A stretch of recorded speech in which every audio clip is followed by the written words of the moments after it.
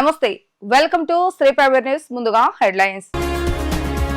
ఎంపీలకు దిశానిర్దేశం చేసిన ముఖ్యమంత్రి చంద్రబాబు నాయుడు ఢిల్లీలో జగన్ ఏం చేస్తాడో ముఖ్యం కాదని మనమేం చేయాలనేదే ముఖ్యమని వ్యాఖ్య. సింగపూర్లో స్నాతకోత్సవానికి హాజరైన deputy CM Pawan Kalyan. Singapore university నుంచి మాస్టర్స్ డిగ్రీ అందుకున్న పవన్ కళ్యాణ్ సతీమణి అన్నా లెజినోవా. ఇంద్రకీలాద్రిపై ఘనంగా శాకాంబరి ఉత్సవాలు. శాకాంబరి దేవిగా భక్తులకు దర్శనమిస్తున్న దుర్గమ్మ. రాష్ట్ర అభివృద్ధి ప్రధాన అజెండాగా పోటీపడి పనిచేయాలని ముఖ్యమంత్రి చంద్రబాబు నాయుడు ఎంపీలకు దిశానిర్దేశం చేశారు. ఈ నెల 22 నుంచి ప్రారంభమవుతున్న పార్లమెంటు సమావేశాలు అనుసరించవలసిన వ్యూహాలు, లేవనెత్తవలసిన అంశాలపై చర్చ చేపట్టారు. ఢిల్లీలో జగన్ చేస్తాడో ముఖ్యం కాదని మనమేం చేయాలనేదే ముఖ్యమని ఆయన స్పష్టం చేశారు. సీఎం చంద్రబాబు నాయుడు అధ్యక్షతన తెలుగుదేశం పార్లమెంటరీ పార్టీ సమావేశం జరిగింది. రాష్ట్ర అభివృద్ధి ప్రధాన అజెండాగా పోటీపడి పనిచేయాలని ముఖ్యమంత్రి నారా చంద్రబాబు నాయుడు ఎంపీలకు దిశానిర్దేశం చేశారు. వివిధ శాఖలకు చెందిన సమాచారాన్ని తీసుకుని కేంద్రంతో సంప్రదింపులు జరపాలని చంద్రబాబు నాయుడు సూచించారు. అవసరాన్ని బట్టి రాష్ట్ర మంత్రులను వెంటబెట్టుకుని ఆయా శాఖలకు చెందిన కేంద్ర మంత్రులను కలవాలని ఆదేశించారు. ఈ నెల 22 నుంచి ప్రారంభమవుతున్న పార్లమెంట్ సమావేశాలు అనుసరించవలసిన వ్యూహాలు, లేవనెత్తవలసిన అంశాలపై ముఖ్యమంత్రి చర్చ చేపట్టారు. కేంద్రంలోని వివిధ మంత్రిత్వ శాఖల నుంచి తెచ్చుకోవాల్సిన నిధులు, వివిధ కేంద్ర పథకాల ద్వారా రాష్ట్రానికి మరింత ప్రయోజనం పొందేందుకు చేపట్టవలసిన కృషిపై సూచనలు చేశారు. ఢిల్లీలో జగన్మోహన్ రెడ్డి ధర్నా చేయనున్నారన్న అంశంపై భేటీలో ప్రస్తావనకు వచ్చింది. జగన్ గురించి, వైఎస్ఆర్సీపీ గురించి ఆలోచన చేయవలసిన అవసరం లేదని పలువురు ఎంపీలు అన్నట్లుగా తెలుస్తుంది. జగన్ గురించి ఒక క్షణం ఆలోచించే సమయాన్ని రాష్ట్ర అభివృద్ధి కోసం వెచ్చించాలని ఓ మంత్రి తెలిపారు. ఢిల్లీలో జగన్ ఏం చేస్తాడో ముఖ్యం కాదని మనమేం చేయాలనేదే ముఖ్యమని ఆయన స్పష్టం చేశారు.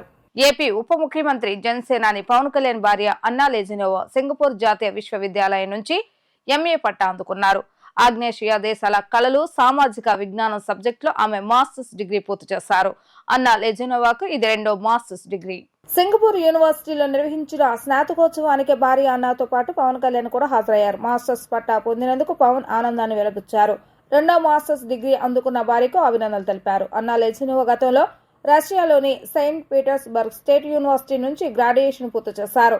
ఓరియంటల్ స్టడీస్ లో ఆసియా దేశాల చరిత్ర, భాషలు, జీవన విధానంపై పీటర్స్బర్గ్ యూనివర్సిటీ నుంచి డిగ్రీ అందుకున్నారు. థాయిలాండ్ చరిత్ర సబ్జెక్టులో స్పెషలైజేషన్ చేశారు. రష్యా యూనివర్సిటీలో ఉన్నప్పుడే ఆమె 3 భాషలు నేర్చుకున్నారు. థాయిలాండ్ రాజధాని బ్యాంకాంగ్లోని దులాలాంగ్కాన్ యూనివర్సిటీ నుంచి థాయ్ స్టడీస్ సబ్జెక్టుతో తొలి మాస్టర్స్ డిగ్రీ అందుకున్నారు. ఇంద్రకీలాద్రిపై శాకాంబరి ఉత్సవాలు ఘనంగా జరిగాయి. ఆకుకూరలు, కూరగాయలతో అమ్మవారిని అలంకరించారు. వర్షంలోనూ భక్తులు ఇంద్రకీలాద్రికి తరలి రావడంతో ఆలయం కిటకిటలాడింది. దర్శన అనంతరం కూరగాయలతో వండిన కదమ్మ ప్రసాదాన్ని భక్తులకు పంపిణీ చేశారు. ఉత్సవాలకు వచ్చే భక్తులకు ఎలాంటి ఇబ్బందులు లేకుండా అన్ని ఏర్పాట్లు చేశామన్న ఆలయ ఈవో రామారావుతో మా ప్రతినిధి లిఖిత ఫేస్ టు ఫేస్. కీలాద్రిపై శాకాంబరి ఉత్సవాలు అంగరంగ వైభవంగా కొనసాగుతున్నాయి. ఈ నేపథ్యంలో మొదటి రోజు శుక్రవారం కావటంలో వేకువజాము నుంచి కూడా భక్తులు పెద్ద ఎత్తున తరలి వస్తున్నారు.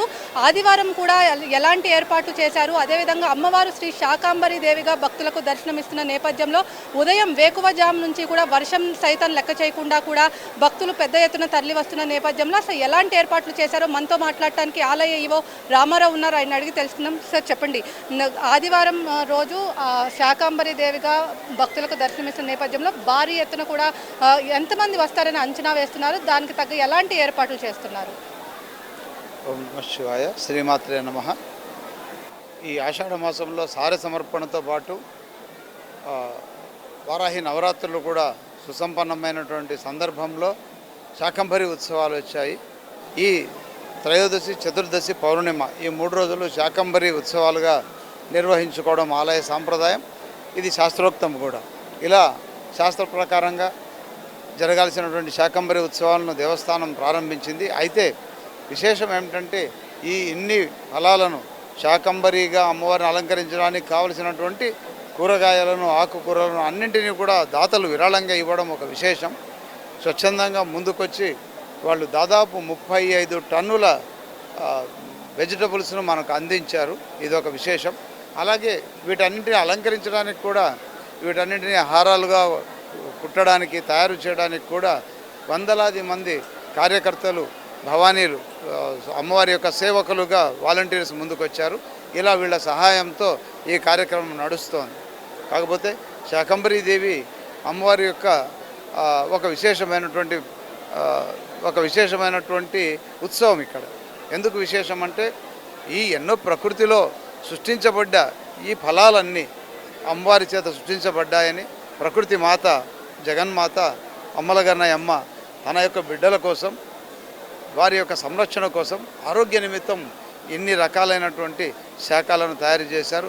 వీటన్నింటిని అమ్మవారికి సమర్పించి కృతజ్ఞతాపూర్వకంగా మీరు ఇచ్చినవి నీకే సమర్పిస్తున్నామమ్మా, మమ్మల్ని ఇలాగే చల్లగా చూడు అని కోరుకుంటే సస్యవృష్టి ఇతర ఆరోగ్యాలను ఇచ్చి అమ్మవారు కాపాడతారనేటువంటి నమ్మకంతో ఈ కార్యక్రమం నడుస్తోంది. మరి వేలాది మందిగా భక్తులు వస్తున్నారు. ముఖ్యంగా ప్రాంగణంలో అమ్మవారి యొక్క నవదుర్గ రూపాలను కూడా ఏర్పాటు చేసి అలాగే కూరగాయలతోనే స్వామి అమ్మవారి యొక్క రూపాలను కూడా తయారు చేసి పెట్టడం జరిగింది. విశేషంగా భక్తులు వాటన్నిటిని చూసి వందలాదిగా తరలి వచ్చే సారెలు సమర్పిస్తున్నటువంటి వచ్చిన మహిళలు కూడా ఎంతో సంతోషంగాను అమ్మవారి అనుగ్రహం పాత్రులమైన అనే భావనతో వెళ్తున్నారు. ప్రసాదాన్ని కూడా కదంబాన్ని తయారు చేశాం. కదంబ ప్రసాదాన్ని కూడా ఉచితంగా పంపిణీ చేస్తున్నాము. వచ్చిన భక్తులందరికీ కదంబాన్ని ఉచితంగా తయారు చేసి ఇవ్వడం ఈ శాకంబరి ఉత్సవాల్లో విశేషం. సార్, మొదటి రోజు శుక్రవారం, చివరి రోజు ఆదివారం కావడంతో భక్తులు కూడా పెద్ద ఎత్తున వస్తారు. వాళ్ళకి ఎలాంటి ఏర్పాట్లు చేశారు అంటే ఎలాంటి అవాంఛనీయ సంఘటనలు జరగకుండా కూడా ఇప్పటికే అన్ని ఏర్పాట్లు కూడా మీరు చేశారు. దాదాపు సుమారు ఎంతమంది భక్తులు వస్తారని అంచనా వేశారు? దానికి తగ్గట్టు ఏర్పాట్లు ఏ విధంగా చేశారు? ముఖ్యంగా ఈ వర్షము కురవడం ఒకటి, అలాగే పైన ఘాట్ రోడ్లో పోలీసు వారితో చర్చిస్తూ ఎప్పటికప్పుడు నిర్ణయాలు తీసుకోవడం జరుగుతోంది. ప్రమాదరహితమైనటువంటి ప్రదేశంలోనే వాళ్ళను పైకి తీసుకురావాలనే ఒక నిర్ణయం ఒకటి. అలాగే కనకదుర్గానగర్లో వివిధ రకాలైనటువంటి అభివృద్ధి పనులు చేయడం వల్ల కొంత ఇరుకుగా ఉన్నటువంటి పరిస్థితి. పార్కింగ్ ముఖ్యంగా తక్కువ ప్రదేశం రావడం వల్ల బయట ప్రదేశాలు వాడుకుంటున్నాం.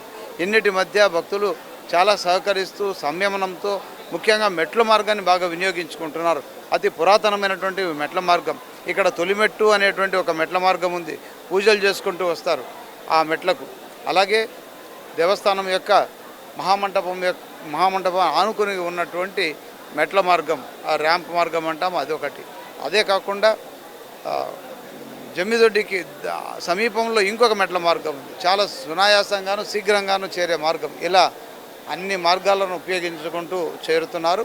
మరి ఇక్కడ ఘాట్ రోడ్ ద్వారా కానీ ఘాట్ రోడ్ ద్వారా పైకి రావాలని వచ్చినటువంటి భక్తులకు దేవస్థానం బస్సులు ఏర్పాటు చేసింది. ఎంతమంది వచ్చినా అన్ని బస్సులు ఉచితంగా పైకి వాళ్ళను డ్రాప్ చేయడం, మళ్ళీ తీసుకెళ్ళి కింద మళ్ళీ వాళ్ళను చేర్చడం పనులు చేస్తున్నాము. కాబట్టి భక్తులు కూడా ఈ ఇబ్బందిని కొంచెం సహనంతో ఉండి అమ్మవారి దర్శనం చేసుకోవాల్సిందిగా విజ్ఞప్తి చేస్తున్నాం. మొత్తం మీద చూసుకుంటున్నట్లయితే శాకంబరి దేవిగా భక్తులకు అమ్మవారు దర్శనమిస్తున్నారు. వివిధ రకాల కూరగాయలు, ఆకుకూరలతో కూడా అమ్మవారిని దర్శించుకుంటే మంచిదని చెప్పి కూడా, అదేవిధంగా వేలాది మందిగా వచ్చే భక్తులకు ఎలాంటి అవాంఛనీయ సంఘటనలు జరగకుండా కూడా అన్ని ఏర్పాట్లు కూడా ఆలయ అధికారులు అయితే చేశారు. అదేవిధంగా వర్షం కారణంగా కొండ చర్యలు ఇరుకుపడిన నేపథ్యంలో ఎలాంటి అవాంఛనీయ సంఘటనలు జరగకుండా కూడా ఘాట్ రోడ్ మార్గం, అదేవిధంగా మెట్ల మార్గాన్ని కూడా భక్తులు చెప్తున్నారు. కూరగాయలు ధరలు, అదేవిధంగా కదంబం ప్రసాదాన్ని కూడా భక్తులకు అందిస్తున్న పరిస్థితి మనం చూస్తాం. అదేవిధంగా సుమారు నిన్న ఏదైతే శుక్రవారం కావడంతో శుక్రవారం ఒకరోజే 70,000 మంది, అదేవిధంగా ఆదివారం కావడంతో సుమారు ఇవాళ ఎక్కువ మంది భక్తులు దర్శనం ఇస్తారని చెప్పి కూడా ఇక్కడ రామారావు అయితే చెప్తున్నారు. అదేవిధంగా భక్తులకు ఎలాంటి అవాంఛనీయ సంఘటనలు జరగకుండా కూడా కట్టుదిట్టమైన పోలీస్ సహకారంతో కూడా ఏర్పాట్లు చేస్తామని చెప్పి కూడా ఆలయ ఈవో అయితే చెప్తున్నారు. అదేవిధంగా ఏదైతే కూరగాయలు ఉన్నాయో అవి కదంబ ప్రసాదంను భక్తులకు ఇటు ప్రసాదం కూడా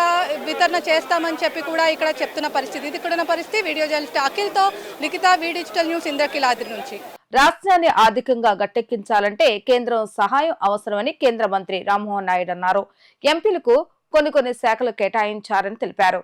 వివిధ స్కీముల ద్వారా వచ్చే కేంద్ర నిధులను ఏపీకి రప్పించే ప్రయత్నం చేస్తామని ఆయన స్పష్టం చేశారు. ఉండవల్లిలోని చంద్రబాబు నాయుడు నివాసంలో చంద్రబాబు నాయుడు అధ్యక్షతన తెలుగుదేశం పార్లమెంటరీ పార్టీ సమావేశం నిర్వహించారు. ఈ సమావేశం అనంతరం ఎంపీ రామ్మోహన్ నాయుడు మీడియాతో మాట్లాడుతూ గత 5 ఏళ్లలో కేంద్ర నిధుల్లోనూ అవకతవకలు జరిగాయని కేంద్ర మంత్రులే స్వయంగా సీఎం దృష్టికి తెచ్చారని అన్నారు. విశాఖ స్టీల్ ప్లాంట్ ప్రైవేటైజేషన్ జరగదని తెలిపారు. విశాఖ రైల్వే జోన్కు భూమి విషయంలో ఉన్న సమస్యను పరిష్కరించే ప్రయత్నం చేస్తున్నామని తెలిపారు. రాష్ట్ర ఆర్థిక వ్యవస్థ సరిగా లేదనే విషయం కేంద్రం దృష్టికి తీసుకెళ్లామని స్పష్టం చేశారు. కేంద్ర బడ్జెట్ ఏపీకి న్యాయం జరిగేలా ఉంటుందని, కేంద్ర పథకాలకు రాష్ట్రం నుంచి ఇవ్వాల్సిన మ్యాచింగ్ గ్రాంట్లు ఇస్తామని వెల్లడించారు. ఏపీలో వెనుకబడిన జిల్లాలు ఉన్న క్రమంలో రాష్ట్రానికి ఇవ్వాల్సిన మ్యాచింగ్ గ్రాంట్ విషయంలో వెసులుబాటు కల్పించామని కేంద్రాన్ని కోరుతామని అన్నారు. కేంద్రం సానుకూలంగా స్పందిస్తుందని భావిస్తున్నామని తెలిపారు. మైక్రోసాఫ్ట్ ఎర్రర్ సమస్య తొలగిందని, విమానాలన్నీ ప్రస్తుతం షెడ్యూల్ ప్రకారమే నడుస్తున్నాయని ఆయన వివరించారు. ఢిల్లీలో జరుగుతున్నటువంటి సమావేశాలు ఏ రకంగా ఆంధ్రప్రదేశ్ రాష్ట్రం తరపున మనం అక్కడ రిప్రజెంట్ చేయాలి, మన సమస్యల్ని ఏ రకంగా ఢిల్లీ వరకు తీసుకొని వెళ్ళాలన్నది తరచూ కూడా ఆనవాయితీగా జరుగుతున్నటువంటి సమావేశం.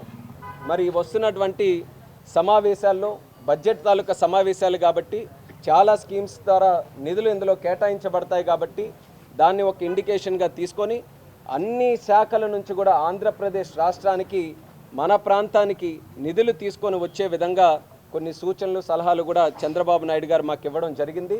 ఆయన తాలూకా ఆలోచన, ఆయన తాలూకా ఉద్దేశం, ఆయన తాలూకా పట్టుదల అంతా కూడా ఆంధ్రప్రదేశ్ రాష్ట్రాన్ని మళ్ళీ రీబిల్డ్ చేసుకోవాలి. ఒకసారి నష్టపోయాం విభజన చేసిన తర్వాత, కానీ ఆ నష్టాన్ని సమకూర్చుకొని ముందుకు నడవడానికి చంద్రబాబు నాయుడు గారు 2014 నుంచి 19 వరకు అద్భుతమైనటువంటి పునాదులు మన రాష్ట్రంలో వేయడం జరిగింది. కానీ 2019లో ఎప్పుడైతే అధికారం కోల్పోయి జగన్మోహన్ రెడ్డి గారు ముఖ్యమంత్రిగా వచ్చారో ఆ 19వ సంవత్సరం నుంచి ఇప్పటి వరకు 5 సంవత్సరాల్లో చాలా నష్టపోయాం. ఈ నష్టం కేవలం మనం అనుభవించిందే కాదు. మొన్న మీకు గుర్తుంటే ఢిల్లీకి ముఖ్యమంత్రి గారు వచ్చి అక్కడ అనేకమైనటువంటి కేంద్ర మంత్రులు కలిసినప్పుడు కేంద్ర మంత్రులతో చంద్రబాబు నాయుడు గారు ఒక లిస్టు తీసుకొని వచ్చి, అయ్యా మా రాష్ట్రంకి ఈ నిధులన్నీ కూడా కావాలని కేంద్రానికి, కేంద్ర మంత్రికి చంద్రబాబు నాయుడు గారు ఒక లిస్ట్ ఇస్తే కేంద్ర మంత్రులు కూడా ఒక లిస్టు పట్టుకున్నారు. మొట్టమొదటిసారిగా నేను చూస్తున్నాను, నాకున్న 10 సంవత్సరాల అనుభవంలో ఎప్పుడు జరిగి ఉండదేమో. ఆ కేంద్ర మంత్రులు తిరిగి ముఖ్యమంత్రి గారికి కూడా ఒక లిస్ట్ ఇచ్చి, మీ 5 సంవత్సరాలు మీరు లేనప్పుడు ఈ ఆంధ్రప్రదేశ్ రాష్ట్రంలో ఇవన్నీ కూడా అవకతవకలు జరిగాయి, ఈ కంప్లైంట్స్ మా డిపార్ట్మెంట్ నుంచి వచ్చాయని అవి కూడా షేర్ చేసుకోవడం జరిగింది. అంటే కేంద్రానికి కూడా ఏ రకంగా ఈ రాష్ట్రం నష్టపోయిందనేది వాటన్నిటి మీద కూడా అవగాహన ఉంది. సో ఇద్దరు రాష్ట్ర ప్రభుత్వం, కేంద్ర ప్రభుత్వం కోఆర్డినేషన్తో ఈరోజు ముందుకు వెళ్తాయని కూడా తెలియజేసుకుంటున్నాను. వైసీపీ కార్యకర్తలపై జరుగుతున్న దాడులకు నిరసనగా ఢిల్లీలో ధర్నా చేస్తానని వైఎస్ జగన్ చేసిన ప్రకటనపై బీజేపీ నేత భానుప్రకాష్ రెడ్డి మండిపడ్డారు. జగన్మోహన్ రెడ్డి ఢిల్లీలో కాదు చంద్రబండ్లలో ధర్నా చేయాలని ఎద్దేవా చేశారు. 5 ఏళ్లలో జరిగిన అవినీతి అక్రమాలపై విచారణ చేయాలని కోరాలని తెలిపారు. వైసీపీ ప్రభుత్వంలో చేసిన దారుణాలపై జగన్ ఢిల్లీలో చేసే ధర్నాలో చెప్పాలని బీజేపీ నేత భానుప్రకాష్ రెడ్డి డిమాండ్ చేశారు. జగన్ ముఖ్యమంత్రిగా ఉన్న 5 ఏళ్లలో ప్రజలపై జరిగిన దాడులను లోకమంతా చూస్తుందని భానుప్రకాష్ రెడ్డి అన్నారు. ఆంధ్రప్రదేశ్ ను ఆంధ్రప్రదేశ్ గా మార్చిన ఘనత జగన్ కే దక్కిందని విమర్శించారు. కూటమి ప్రభుత్వం వచ్చిన తర్వాతే రాష్ట్రంలో శాంతి వాతావరణం నెలకొందని తెలిపారు. కక్ష సాధింపులు కాదని అభివృద్ధి వైపు ఆంధ్రప్రదేశ్ అడుగులు వేస్తుందని అన్నారు. గత ప్రభుత్వ హయాంలో ఏపీలో జరిగిన అరాచకాలు దేశవ్యాప్తంగా చర్చగా మారాయని భానుప్రకాష్ రెడ్డి తెలిపారు. కానీ ఇప్పుడు జగన్ మసిపూసి మారేడుకాయ చందంగా తమ మీద నిందలు వేస్తున్నారని మండిపడ్డారు. వైసీపీ హయాంలో శాంతి భద్రతలపై అసెంబ్లీలో శ్వేతపత్రం విడుదల చేశామని తెలిపారు. విధ్వంసం చేసిన ఏ నాయకులను వదిలిపెట్టమని హెచ్చరించారు. చట్ట వ్యతిరేకంగా వ్యవహరించిన వారిపై చట్టపరంగా చర్యలు తీసుకుంటామని స్పష్టం చేశారు. జగన్మోహన్ రెడ్డి ఈ రోజు ఒక ప్రకటన చేశారు. బుధవారం ఢిల్లీలో ధర్నా చేస్తారంట. ఎందుకు? చంద్రమండలం ముగిజీ నువ్వు చేసినటువంటి ఘనత మొత్తం ప్రపంచం అంతా చూస్తుంది, విశ్వం అంతా చూస్తుంది. 5 సంవత్సరాల కాలంలో నువ్వు ముఖ్యమంత్రిగా ఉన్నప్పుడు ప్రజల మీద దాడి, పత్రికల మీద దాడి, ప్రతిపక్షాల మీద దాడి, రోజు దాడే కదా, రోజు విధ్వంసే కదా. ఆంధ్రప్రదేశ్ ని ఒక అరాచక ప్రదేశ్ గా మార్చావు. ఆంధ్రప్రదేశ్ ని పూర్తిగా ఆందోళన ప్రదేశ్ గా మార్చినటువంటి ఘనత నీకే దక్కింది. మేము అధికారంలోకి వచ్చి, ఎన్డీఏ కూటమి అధికారంలోకి వచ్చి 30 రోజులైంది. భారతీయ జనతా పార్టీ, టీడీపీ, జనసేన మేము వచ్చిన తర్వాత ఒక శాంతియుత వాతావరణంలో ఆంధ్రప్రదేశ్ ని స్వర్ణాంధ్రప్రదేశ్ గా చేయాలని చెప్పి ముందుకు పోతుంటే మా మీద మసిపూసే ప్రయత్నం చేస్తున్నావు. నీ 5 సంవత్సరాల కాలంలో నువ్వు చేసినట్టు అరాచకాల మీద రాబో రోజుల్లో అసెంబ్లీలో మేము ఈ శాంతి భద్రత మీద శ్వేతపత్రం విడుదల చేయబోతున్నాం. ఖచ్చితంగా నువ్వు నీతో పాటు ఈ విధ్వంసం చేసినటువంటి ఏ నాయకులను కూడా వదిలే ప్రసక్తే లేదు. అందరినీ చట్టం ముందు మేము నిలబెట్టబోతున్నాం. ముఖ్యమంత్రి చంద్రబాబు నాయుడు అధ్యక్షతన తెలుగుదేశం పార్టీ పార్లమెంటరీ సమావేశం నిర్వహించారు. పార్లమెంట్ బడ్జెట్ సమావేశాలు ఎంపీలు అనుసరించవలసిన వ్యూహంపై ప్రధానంగా చర్చించామని విజయవాడ ఎంపీ కేశినేని శివనాథ్ తెలిపారు. కేంద్రం నుంచి రావాల్సిన నిధుల కోసం కృషి చేయాలని సీఎం సూచించారని అన్నారు. జగన్ ఢిల్లీకి వెళ్లి అన్ని అసత్యాలే చెప్పబోతున్నారని ఆరోపించారు. ఏపీలో ఎప్పటి వరకు 4 రాజకీయ హత్యలే జరిగాయని, ఆ సంఘటనలో టీడీపీ నేతలు కూడా బాధితులుగా ఉన్నారని వెల్లడించారు. ఢిల్లీ వేదికగానే మేము కూడా జగన్ దుష్ప్రచారాన్ని తిప్పికొడతామంటున్న ఎంపీ కేశినేని శివనాథ్ తో మా ప్రతినిధి లిఖిత ఫేస్ టు ఫేస్. ముఖ్యమంత్రి చంద్రబాబు అధ్యక్షతన పార్లమెంటరీ భేటీ సమావేశం ముగిసిన నేపథ్యంలో అసలు ఏ అంశాలు ప్రధానంగా చర్చకు వచ్చాయో మనతో మాట్లాడటానికి విజయవాడ పార్లమెంట్ సభ్యులు కేశినేని శివనాథ్ చిన్ని ఉన్నారు. ఆయన అడిగి తెలుసుకున్నాం. సార్ చెప్పండి, ప్రధానంగా ఏ అంశాలు చర్చకు వచ్చాయి, అసలు ఏంటి? ముఖ్యంగా కేంద్ర రాష్ట్ర మంత్రులు, పార్లమెంట్ సభ్యులు అందరూ కలిసి సమన్వయంగా పనిచేసి రాష్ట్రానికి అధిక నిధులు రాబట్టడం, అంతేకాకుండా కేంద్ర పథకాల్లో అత్యధిక పథకాలు రాష్ట్రానికి వచ్చే విధంగా మేమందరం ఏ విధంగా వ్యవహరించాలి, కోఆర్డినేషను సీఎంఓతో పాటు ఎంపీలు మంత్రులు పాల్గొనడం జరిగింది. చక్కగా వివరించారు. వాటిని ఉద్దేశాన్ని మేము వాటి ప్రకారం నడుచుకోవడానికి మేమందరం సమాయత్తం అవుతున్నాం. సార్, బుధవారం ఢిల్లీలో జగన్ ధర్నా చేస్తారని ఈ అంశం ఏమైనా చర్చకు వచ్చిందా? దానిపై ఎలాంటి స్పందించారు? జగన్ అన్ని బోటప్ కబుర్లు చెప్తున్నాడు. ఆ అంశం శాంతి భద్రతల అంశం చర్చకు వచ్చింది. శాంతి భద్రతల విషయంలో జగన్ చెప్పే బోటకు అబద్ధపు మాటల్ని ప్రజలకి వివరించే విధంగా వచ్చింది. నిజంగా పొలిటికల్ హత్యలు 4 జరిగితే దాంట్లో 2 తెలుగుదేశం కార్యకర్తలు కోల్పోయాము. అయినా కూడా ఏదన్నా నిజంగా ఆయన చెప్పే అంత సంఖ్య ఉంటే తీసుకొచ్చి డీజీపీ గారి దగ్గరికి వస్తే నిష్పక్ష గారిని చెప్తాం. ఎప్పుడూ గ్లోబల్స్ ప్రచారం చేయడం అలవాటే కాబట్టి అదే గ్లోబల్స్ ప్రచారం జగన్ నిత్యం చేస్తూనే ఉన్నాడు. తప్పకుండా దీన్ని ఖండిస్తూ పార్టీ ఏ విధమైన ఉన్నా కూడా మీ దగ్గర ఆధారాలు తీసుకొచ్చి మాకు ఇవ్వండి, నిష్పక్షంగా వ్యవహరించాలని అనుకోవడం జరిగింది. ఈయన చేసే ఈ బోర్డు క్యాబినెట్ పంటలలో మెయిన్గా ఈ హత్యలు జరగడం ఎందుకు అనేది ఒక సమాలోచనలో రాష్ట్రం అంతా గంజాయి, మాదక ద్రవ్యాలు, చీప్ లిక్కరు గత ప్రభుత్వం చేయటం వల్ల ఇటువంటివన్నీ జరిగినాయి. తప్పకుండా వాటిని అరికట్టి ఇటువంటి దాడులు జరగకుండా నియంత్రించే విషయంలో ఇవాళ చంద్రబాబు నాయుడు గారు గట్టిగా పట్టుబట్టారు. తప్పకుండా శాంతి భద్రతలు చెప్తారు. దీన్ని కూడా రాష్ట్ర ప్రజలకు మొహం చూపించుకోలేని విధంగా ఢిల్లీ పారిపోయి ఢిల్లీలో ఇటువంటి ధర్నాలు చేసి ఏదో సానుభూతి పొందాలి ఢిల్లీ అని అనుకుంటున్నారు. ఇటువంటి అన్నీ నమ్మరు. అయిపోయింది. నువ్వు చేసిన పాపాలే ఇవన్నీ. ఈ పాపాలకి రాష్ట్ర ప్రజలు నిక్షేమించరు. మొత్తం మీద చూసుకున్నట్లయితే కేంద్రం నుంచి రావాల్సిన నిధులపై ప్రధానంగా ఫోకస్ చేశాము. అదేవిధంగా అమరావతి, పోలవరం మీద తీసుకురావాల్సిన నిధులపై కూడా చెయ్యాలని చెప్పి కూడా చంద్రబాబు చెప్పారు. జగన్ ఏదైతే బూటకు మాటలు చెప్తున్నా వాటన్నిటికీ తిప్పికొట్టడానికి ఎంపీలంతా సిద్ధంగా ఉన్నామని చెప్పి కూడా కేశినేని శివనాథ్ అయితే చెప్తున్నారు. ఇది ఇక్కడ ఉన్న పరిస్థితి. వీడియో జర్నలిస్ట్ అఖిల్తో లిఖిత, వి డిజిటల్ న్యూస్, చంద్రబాబు నివాసం నుంచి. ఏ ముఖం పెట్టుకుని జగన్ ఢిల్లీ వెళుతున్నారని మంత్రి అనగాని సత్యప్రసాద్ ప్రశ్నించారు. ఏపీలో శాంతి భద్రతలు ఎంత దారుణంగా ఉన్నాయన్న విషయాన్ని జాతీయ స్థాయిలో తెలియజేస్తామని, అందుకే ఢిల్లీలో సింబాలిక్ ప్రొటెస్ట్ నిర్వహిస్తామని వైసీపీ అధినేత జగన్ ప్రకటించడంపై మండిపడ్డారు. గత ప్రభుత్వ హయాంలో టీడీపీ కార్యకర్త చంద్రయ్యను హత్య చేశారని, జగన్ పాలనలో ఎన్నో హత్యలు జరిగాయని ఆరోపించారు. జగన్ సవ్యంగా ఉంటే ఈ పరిస్థితి వచ్చేది కాదని వ్యాఖ్యానించారు. జగన్ తప్పుడు మాటలకు ఎవరు భయపడరని స్పష్టం చేశారు. రాష్ట్రంలో రౌడీయిజాన్ని అణచివేస్తామని ఆయన పేర్కొన్నారు. 5 సంవత్సరాల అరాచక పరిపాలన తర్వాత నూతన ప్రభుత్వం వచ్చి నెల అయింది. కరెక్ట్గా నెల రోజులు కూడా ప్రజలందరూ కూడా హర్షిస్తున్నారు పరిపాలన చూసి. ఎందుకంటే గతంలో ఈ యొక్క అరాచక వైసీపీ పరిపాలనలో ఎంతోమంది హత్యలు, అలాగే ఆత్మహత్యలు కూడా చేసుకునే పరిస్థితి మనం చూసాం. సలాం వాళ్ళ కుటుంబం ఆత్మహత్యతో స్టార్ట్ అయినటువంటిది చిన్నపిల్ల ఫాతిమా మదనపల్లిలో. అంటే వాళ్ళకి పేద బడుగు బలహీన వర్గాలు, మైనారిటీ పట్ల ఉన్నటువంటి ప్రేమ అక్కడే కనపడతా ఉంది. అలాగే అదే ప్రాంతంలో చంద్రయ్య అనే మనిషిని పార్టీ పరంగా చంపితే కూడా స్పందించినటువంటి ఈ యొక్క ముఖ్యమంత్రి మరి కేవలం పర్సనల్ ఎజెండాతో ఒక హత్య జరిగింది నిన్న. ఎందుకంటే మనం చూసాం, ఒక రౌడీ షీటర్ దగ్గర 2 శిష్యులు, ఒక ఏసీ మెకానిక్, ఒకటి బార్లో పనిచేసే వాళ్ళు, వాళ్ళకి ఎప్పుడు సత్సంబంధాలు ఉన్నాయి, విభేదాలు వచ్చినాయి. వాళ్ళ తర్వాత ఏ పార్టీలో నెల రోజుల ముందు మారారో, 2 నెలల ముందు మారారో ఫోటోలు అనేది మేము కూడా దిగుతాం. ఇక్కడ మీరున్న ఇక్కడ పత్రికా సోదరులు 50 మంది ఉన్నారు, రకరకాల పార్టీ వాళ్ళు ఉంటారు, మేము ఫోటోలు దిగుతాం. దాని మూలంగా ఫోటో తీయచ్చు అనుకుంటే జగన్మోహన్ రెడ్డితో గతంలో చేసినటువంటి అత్యాచార ఎవరైతే చేశారో అందరూ కూడా ఆయనతో ఫోటోలు దిగారు. సో ఆ కేసులన్నీ కూడా ఆయన మీద పెట్టి లోపలేయాల్సిన అవసరం ఎంతగానో ఉంది. ఇక్కడ ముందు ఆయన ప్రూవ్ చెప్పుకోవాలి. నేను ఫోటో దిగాడు కాబట్టి నేను కూడా బాధ్యుడిని, అత్యాచారానికి నా మీద కూడా కేసు పెట్టాను అని చెప్పాలి. అలాగే ఈరోజు ఏ ముఖం పెట్టుకుని ఢిల్లీ వెళ్తానని అడుగుతా ఉన్నాను.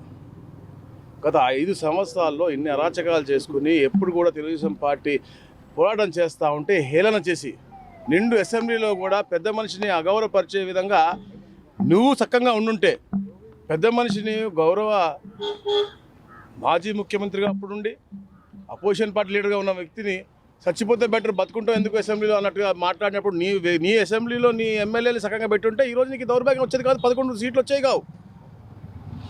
అలాగే వ్యక్తిగతంగా దూషించినటువంటి పరిస్థితి మీ అసెంబ్లీలో మీ యొక్క నాయకులది.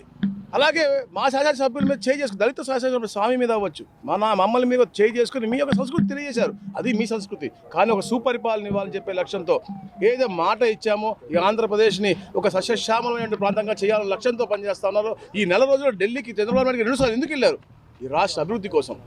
రాబోయే రోజుల్లో యువతకు మంచి ఉపాధి కల్పించే లక్ష్యంతోనే ఢిల్లీ వెళ్ళారు తప్ప నీలాగా నీ కేసుల కోసం ఎప్పుడు వెళ్ళలేదు. ఈ రోజు ఏ ముఖం పెట్టుకుని ధర్నాకు నువ్వు వెళ్తావని అడుగుతా ఉన్నాను. నీకు అర్హత లేదు. ఈ ఆంధ్రప్రదేశ్ సుఖంగా ఉంది. ఈ రాబోయే రోజుల్లో ఇంకా సుఖంగా ఉంటుంది.